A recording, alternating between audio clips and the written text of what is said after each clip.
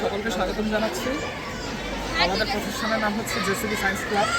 আজকে 46তম জাতীয় বিজ্ঞান প্রযুক্তি সপ্তাহ 2025-এ আমরা ঝিনাইদহ জেলা পর্যায়ে অংশগ্রহণ করছি।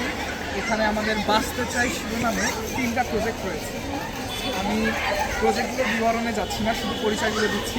এটা হচ্ছে fire fighter and rescue robot, অর্থাৎ অগ্নি দুর্ঘটনা সহ যে কোনো দুর্ঘটনায় আমাদের এই প্রকল্পটি আমরা ব্যবহার করতে পারবো।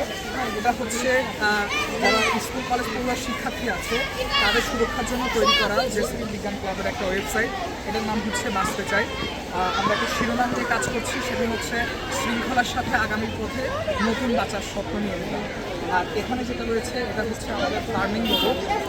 আমাদের দেশে ইতিমধ্যে আমরা দেখেছি যে বেশ কিছু ফার্মিং রোবট আছে যেগুলো কৃষকরা ইউজ করছে, কিন্তু আমাদের এই প্রকল্পটি সম্মিলিতভাবে 8 থেকে 12টি কাজ করতে পারবে ফার্মিং রোবটটি। এর মাধ্যমে জমিতে কীটনাশক দেওয়া, সার দেওয়া, পানি দেওয়া, তারপরে জমি চাষ করা, ক্যামেরার মাধ্যমে পর্যবেক্ষণ করা, তারপরে মাটির আর্দ্রতা পরীক্ষা সহ অসংখ্য কাজ করা যাবে আমাদের এই প্রকল্পের মাধ্যমে। তো আজকে জেসিবি বিজ্ঞান ক্লাব থেকে আমরা ঝিনাইদহে ছিলাম। 3 দিন ব্যাপী যে মেলা হচ্ছিল, আজকে সম্পূর্ণ এখানে পুরস্কার বিতরণ হবে কিছু সময় পর। সকলকে আমন্ত্রণ জানাচ্ছি যারা ঝিনাইদহে আসতে পারে।